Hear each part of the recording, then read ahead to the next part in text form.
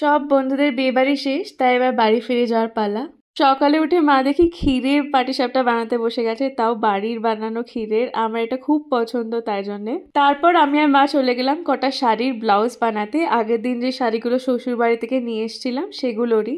এখন থেকেই নভেম্বর ডিসেম্বরে বন্ধুদের বিয়ে ইনভিটেশন পেয়ে গেছি, তাই ভাবলাম আগে থেকেই শাড়িগুলোর ব্লাউজ বানিয়ে রাখি, না হলে লাস্ট মোমেন্টে সেই মা, দিদি বা শাশুড়ির শাড়ি পরা হয় আমার।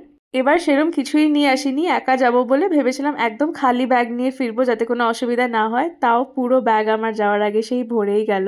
দুটো শাড়ি নিয়ে যাচ্ছি, আমার ওখানে একটাও শাড়ি নেই, কারণ আমি সব অনুষ্ঠানই হয় বাপের বাড়ি এসে নয় শ্বশুর বাড়ি গিয়েই অ্যাটেন্ড করি। এদিকে মা আমার জন্য তিলের নাড়ু আর জলপাইয়ের আচার বানিয়ে রেখেছিল, সেটাও প্যাক করে নিলাম। বাবা কচি পটলও নিয়ে এসছে আমার জন্য। যেমন হচ্ছে পাবদা জিপলক ব্যাগে পুরো বরফ, মানে জল দিয়ে বরফ করে, মাছটাও বরফ, একদম ফুল বরফ, মানে এটার ভেতরেও বরফ, মাছটাও বরফ। পাবদা, এটা চিংড়ি মনে হচ্ছে। না ওটা ট্যাংরা। না না, এটা চিংড়ি। এইটা চিংড়ি, এইটা